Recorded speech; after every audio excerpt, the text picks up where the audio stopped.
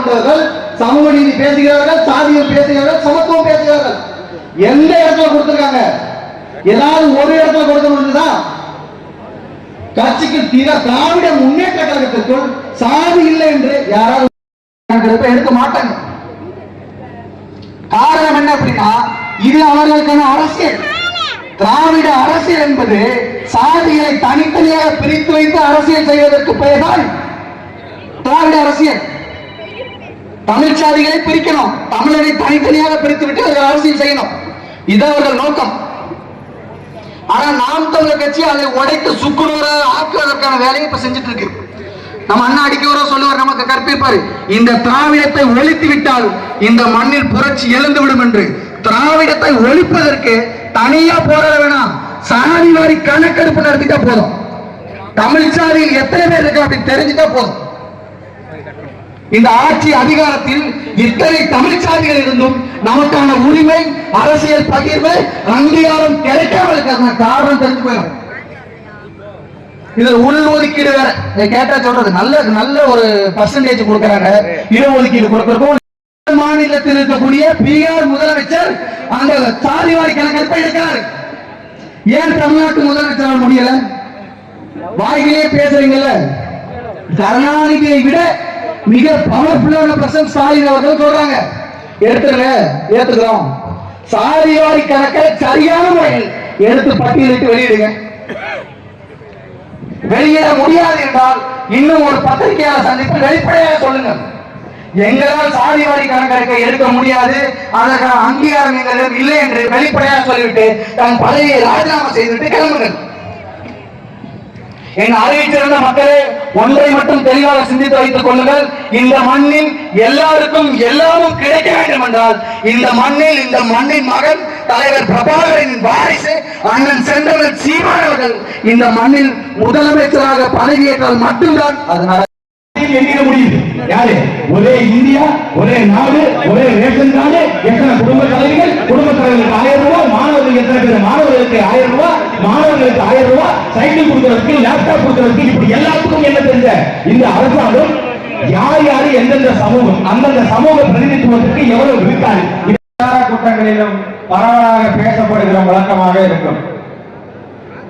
எல்லாரும் பேசுகிற முழக்கத்தை நாம் தமிழர் கட்சி குறிப்பாக சாதி வாரி கணக்கெடுப்பும் சமூக நீதியும் எடுக்க வேண்டும் என்கின்ற தலைப்பை முன்வைத்து வட மாவட்டங்களில் பல கூட்டங்கள் நடைபெற்றிருக்கிறது. அதே போல முதுகுளத்தூர் நகரில் சாதி வாரி கணக்கெடுப்பை மையப்படுத்தி ஒரு பெரிய பொதுக்கூட்டத்தை நாம் தமிழர் கட்சி நடத்தியது. அதே போல மதுரையில தென் மாவட்டத்தில் நடைபெற்றது. தற்போது தென்காசி மாவட்டத்தில் வாசுதேவநல்லூரில் அதே தலைப்பில் அந்த பெரிய கூட்டத்தை நடத்தி கொண்டிருக்கிறது. ஆனால் வெறும் சமூக நீதி மட்டும் பேசுகிற திராவிட முன்னேற்ற கழகமும் அனைத்து இந்திய அண்ணா திராவிட முன்னேற்ற கழகமும் இதுவரை சாதி வாரி கணக்கெடுப்பை நடத்துவோம் என்று 2 பேரும் பேசல. காரணம் என்னவென்றால், தமிழ்நாட்டை இதுவரை ஆண்டவர்கள் யார் என்று பார்த்தீர்கள் என்றால் பட்டியலில் பார்த்திருப்போம். ஜெயலலிதா, கருணாநிதி, எம்ஜிஆர் என்று 3 பேர் தான் அடையாளங்களாக கடந்த 50-60 ஆண்டுகளாக இருக்கிறது. அதிலே உங்களுக்கு தெரியும், கருணாநிதி அவர்கள் தெலுங்கர், ஜெயலலிதா அவர்கள் தன்னை கன்னட பாப்பாத்தி என்று சட்டமன்றத்திலேயே அறிவித்தார். அதே போல எம்ஜி ராமச்சந்திரன் அவர்கள் உங்களுக்கு தெரியும், அவங்க அப்பா மலையாளத்தை சேர்ந்தவர், கேரளாவை சேர்ந்தவர். இது 3 தேசிய இனத்தை சார்ந்தவர்கள் தமிழ்நாட்டை ஆண்டு விட்டார்கள். தமிழ்நாட்டில் தமிழர்கள் ஆட்சியில் இல்லை என்கின்ற குறையை முன்வைத்து தமிழ்நாட்டை தமிழர்களே ஆளுவோம் என்கின்ற முழக்கத்தை முன்வைத்து நாம் தமிழர் கட்சி தொடர்ச்சியாக 15 ஆண்டுகளாக களத்தில் நின்று கொண்டிருக்கிறது. குறிப்பாக சாதிவாரி கணக்கெடுப்பை ஏன் எடுக்க வேண்டும் என்றால், அப்பொழுதுதான் எந்த மாவட்டத்தில் எந்த சாதி அதிகமாக இருக்கிறது. அதுல திராவிடம் பேசுறவர்கள் எல்லாம் என்ன சொல்றாங்கன்னா, நீங்க சாதிவாரி கணக்கெடுப்பு எடுத்தீங்கன்னா எல்லா சாதியும் பெருமிதம் கொள்ளும், எந்த சாதி அதிகமாக இருக்கிறதோ அந்த சாதி நாங்க தான் அதிகமா இருக்கிறோம், மற்ற சாதிக்கு குறைவா இருக்கிறீங்கன்னு சண்டை போடணும்னு சொல்றாங்க. நாம் தமிழர் கட்சி அதை சொல்லவில்லை. யாருக்கு எவ்வளவு இருக்கிறதோ அதற்கான இடத்தை பகிர்ந்தளித்து கொடுத்து விடுங்கள் என்பதுதான் நாம் தமிழர் கட்சியோட முழக்கம். இட ஒதுக்கீடு அல்ல, இட பங்கீடு. கோனார் எவ்வளவு இருக்காரு, நாடார் எவ்வளவு இருக்காரு, செட்டியார் எவ்வளவு இருக்காரு, பிள்ளைபார் எவ்வளவு இருக்காரு, தேவேந்திர குல வேளாளர்கள் எவ்வளவு இருக்காங்க, பறையர்கள் எவ்வளவு இருக்கிறாங்க, முக்குளத்தோட கல்லர் எவ்வளவு இருக்காரு, நாடார் எவ்வளவு இருக்கிறார், மரவர் எவ்வளவு இருக்கிறாரு, அகமுடியர் எவ்வளவு இருக்கிறார் என்று எல்லோரையும் எண்ணி கொடுங்கள். அதற்கு ஏற்ற இடஒதுக்கீட்டை கொடுங்கள், இட பங்கீட்டை கொடுங்கள் என்பதுதான் நாம் தமிழர் கட்சிக்கு வைக்கிற முழக்கம். சரி, இந்த சாதிவாரி கணக்கெடுப்பை தமிழ்நாட்டில் பேச மறுக்கிறார்கள். ஆனால் அருகாமையில் உள்ள ஆந்திரா சாதிவாரி கணக்கெடுப்பை எடுத்து வெளியிடாமல் வைத்திருக்கிறார். பீகாரிலே சாதிவாரி கணக்கெடுப்பு எடுக்கப்பட்டிருக்கிறது, ஆனால் வெளியிடப்படாமல் இருக்கிறது. ஆனால் தமிழ்நாட்டில் கணக்கெடுப்பு நடத்தப்பட்டதா என்றால் நடத்தப்பட்டது. இந்தியாவுடைய விடுதலைக்கு முன்பாக 1935 எவ்வளவு மக்கள் தொகை இருக்கிறது என்று கணக்கெடுப்பு எடுத்தார்கள். அதுல எவ்வளவு பேர் இருக்கிறாங்கன்னு எடுக்கல, எந்த சாதி இருக்கிற எடுக்கல. இந்திய சமூகத்தில் இருக்கிற எல்லா சமூகங்களையும் அவர்கள் கணக்கெடுப்பு எடுத்து அவர்கள் பொருளாதாரத்தில் எவ்வளவு முன்னேறிக்கிறார்கள், வேலை வாய்ப்பில் எவ்வளவு முன்னேறிக்கிறார்கள், கல்வியில் எவ்வளவு முன்னேறிக்கிறார்கள் என்பதை கணக்கெடுப்பதற்காக அதற்காகத்தான் சாதிவாரி கணக்கெடுப்பை எடுக்கணும்னு சொல்றோம்.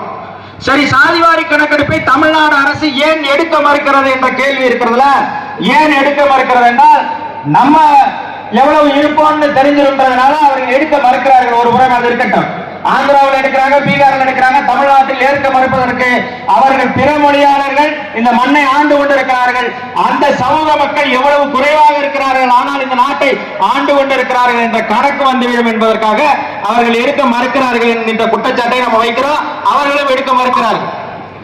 ஆனால் மகாராஷ்டிரா மாநிலத்தில் இருந்து ஒரு வழக்கு உச்ச நீதிமன்றத்திலே தொடரப்பட்டது. என்ன தொடரப்பட்டதுன்னா, பிற்படுத்தப்பட்ட சமூகங்களாக இருக்கிற எல்லா சமூகங்களையும் கணக்கெடுத்து அரசு அறிவிக்க வேண்டும் என்று உச்ச நீதிமன்றத்தில் 2021 ஆண்டு மகாராஷ்டிராவினுடைய அரசு உச்ச நீதிமன்றத்திற்கு போகுது.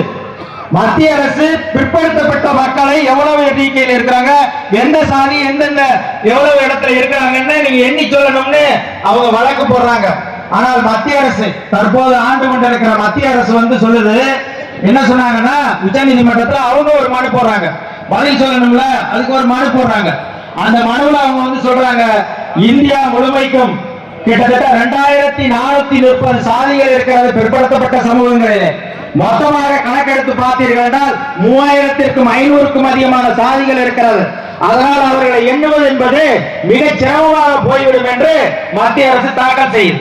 அதை மட்டும் தாக்கல் செய்யல, இன்னொன்னையும் தாக்கல் செய்யுது. என்ன தாக்கல் செய்யுதுன்னா, நாங்கள் சாதிவாரி கணக்கெடுப்பை செய்யும் என்று. இதுல என்ன சிக்கல் வருதுன்னா, ஒரு சமூகத்திற்கு ஒரு பெயர் இருக்கிறது, அந்த சமூகங்கள் வேறொரு பெயரில் அழைக்கப்படுகிறார்கள். அதனால் சாதியாக இங்க எங்கே பதிவேட்டில் இருக்கிற சாதிகளின் பெயரை பதிவிடுவதில்லை, வேறு சமூகத்தின் பெயரை பதிவிட வேண்டும் என்று மக்கள் சொல்கிறார்கள். இன்றைக்கு நடைமுறையில் அவர்கள் யாராக வாழ்ந்து கொண்டிருக்கிறார்களோ அந்த பெயரை பதிவிட வேண்டும் என்று சொல்கிறார்கள். அந்த சிக்கல் அரசுக்கு இருக்கிறது. ஏனென்றால் அது அரசினுடைய கெஜெட்ல போய் சொல்லி ஒரு உச்ச வரம்பு வச்சிருக்காங்கல்ல, அதே மாதிரியான ஒரு உச்ச வரம்பை பிற்படுத்தப்பட்ட சாதியினருக்கு யார் வச்சது? ஐயா எம்ஜிஆர் அவர்கள் வச்சாங்க. எம்ஜிஆர் என்ன வச்சாரு? மக்கள் செல்வாக்கு தனக்கு இருக்கிறது, மக்கள் நம்மளை தோற்கடிக்க மாட்டார்கள் என்று புரட்சித் தலைவர் எம்ஜிஆர் அவர்கள் நினைத்தார். எம்ஜிஆர் அவர்கள் பற்றி சொல்லுகிற போது என்ன சொல்றாங்க? தோல்வியையே சந்திக்காதவர் என்று சொல்லுகிறார்கள். அது பச்சை போய் 2008 நடந்த நாடாளுமன்ற தேர்தலில் ஐயா எம்ஜிஆர் அண்ணா திராவிட முன்னேற்ற கழகம் 2 சீட்டு தான் வென்றுச்சு. 40 தொகுதியில 2 தொகுதியில அண்ணா திமுக வென்றுச்சு. 38 தொகுதி திமுக வென்றுச்சு. காரணம், இடஒதுக்கீட்டுல பிற்படுத்தப்பட்ட சமூகத்துக்கு உச்சவரம்பு வச்சாரு, வருமான உச்சவரம்பு வச்சாரு. அதனால மக்கள் கொதித்து எழுந்தார்கள், எழுந்து எம்ஜிஆருக்கு பாடம் புகட்டினார்கள். தேர்தல் முடிஞ்ச உடனே எம்ஜிஆர் செஞ்ச முதல் வேலை என்ன தெரியுமா? அந்த உச்சவரம்பு சட்டத்தை தூக்கி வீசிக்கிட்டு 31% இருந்த பிற்படுத்தப்பட்ட மக்களினுடைய அந்த இடஒதுக்கீட்டை 50% மாற்றினார். எம்ஜிஆருக்கே இந்த நிலைமை அப்படின்னு சொன்னா, முத்துவேல் கருணாநிதி ஸ்டாலின் அவர்களை நீங்க என்ன ஆவீங்க அப்படின்னு பாருங்க. மக்களை தொடர்ச்சியாக ஏமாற்றிக் கொண்டிருக்கிறீர்கள், மக்களை ஏமாற்றி போய் சொல்றீங்க. தமிழர் கட்சி முன்னெடுத்து நடத்துகிற சாதிவாரி கணக்கெடுப்பும் சமூக நீதியும் என்கிற தலைப்பில் இந்த பொதுக்கூட்டத்தில் கலந்து கொண்டு பேசுவதில் பெருமிதம் கொள்கிறேன். அண்ணன் செந்தமிழன் சீமான் அவர்கள் இந்த தலைப்பிலே நடைபெறுகிற இந்த கூட்டத்தில் தேவேந்திர குல வேளாளர்களுடைய பட்டியல் வெளியேற்றம் என்கிற கோரிக்கையை பற்றி பேசுவதற்கு எனக்கு வலியுறுத்தினார்கள். அந்த வகையில் தமிழ் சமூகத்தின் ஒரு பெரும் அங்கமாக இருக்கக்கூடிய தேவேந்திர குல வேளாளர்கள் எப்போதெல்லாம் இந்த பட்டியல் சாதி என்கிற அரசியலுக்குள் இந்த இடிபாடுகளுக்குள் சிக்குண்டு சிதைந்து தமிழர் நாடு என்கிற சொற்கள் அன்றி திராவிட நாடு என்கிற சொற்கள் இங்கே ஒழிக்க கூடாது என்று ஐயா பாவாணர் சொல்லுகிறார். பெருந்திருத்தனார் எடுத்து வைக்கிறார் தமிழ் தேசிய அரசியலை. தமிழருக்கு திராவிடம் என்பது அயன்மை, தமிழருக்கு இந்தியம் என்பது எதிர்மை, தமிழருக்கு தமிழமே பொருந்திடும் என்னை தமிழ் தேசியமே என்னும் பேருமை என்று எங்கள் ஐயா பெருந்திருத்தனார் தமிழ் தேசியத்திற்கு இலக்கணம் வகுத்திருக்கிறார். ஆனால் இன்றைக்கு தமிழ் தேசியமும் திராவிடமும் ஒன்று என்று குழப்புகிற ஒரு கோமளித்தனமான ஒரு கூத்து இங்கே நடைபெறுகிறது. திராவிடம் என்பது சாக்கடை அரசியல், தமிழ் தேசியம் என்பது பூக்கடை அரசியல். இதை புரிந்து கொள்ள வேண்டும். அணியணியாக கூட்டங்கள் நடத்தி கொண்டிருக்கிறார்கள். ஒரு பதட்டம் வருகிறது, பயம் வருகிறது, அச்சம் வருகிறது. அந்த அச்சத்தின் அடிப்படையிலே நீங்கள் பார்ப்பா தெரிவித்து 2 நாட்களுக்கு முன்பாக விருதுநகரிலே ஒரு முதலமைச்சர் கூட்டத்திலே ஆண்டாண்டு காலமாக அவனை அரியணை அமர்த்துவதற்காக போராடி பட்டினி கடந்து மக்கள் அணிதிரட்டி வாக்களிக்க செய்து அந்த கொள்ளை கூட்டத்தின் பிரதியாக ஆட்சி அதிகாரத்திலே வாக்களை உட்கார வைத்து மகனை உட்கார வைத்து அடுத்து பேரை உட்கார வைப்பதற்கு முனைப்பிலே சபதம் ஏற்றிருக்கின்ற இந்த தாய் தமிழ் உறவுகளை சேர்ந்த சமூகத்தை சேர்ந்த ஒரு திமுகவுடைய மூத்த தொண்டன். அந்த புலித்தேவனுக்கும் எங்கள் புலித்தாய்களுக்கும் ஒரு ஒற்றுமை உண்டு. அந்த புலித்தேவன் முன்னிலை மாறிக்கிறான், வெள்ளையாட்டம் பிரார்த்திக்கிறான், கொலையாளிக்கிறான். ஏன்னா அவன் இந்த மண்ணில் எங்க அண்ணன் தமிழின முன்னோர்களின் வாரிசுகள். பாரியை நாடு மறந்தால் மற்ற பாரி துளங்குவதில்லை என்று பாடிய புரட்சி பாவலின் பிள்ளைகள்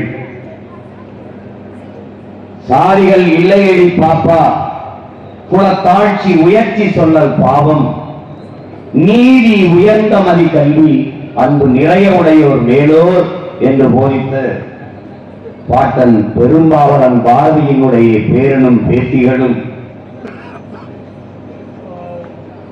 இந்த களத்திலே உயவன் மகன் வானைதான் செய்ய வேண்டும், நாவிதன் மகன் முடிதான் திருத்த வேண்டும், செருப்பு தைப்பவன் மகன் செருப்புதான் தைக்க வேண்டும். இப்படி அவரவர் வேலையை அவரவர் செய்ய வேண்டும். மாறாக கல்வி கற்று கத்திக்கிட்டு இருப்பேன். அதுக்கப்புறம் நான் கையெழுத்து போட்டு நிறைவேற்றுவேன். இவ்வளவுதான்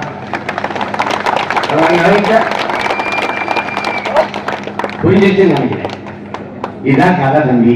இவ்வளவுதான் டாக்டர் நடந்தது.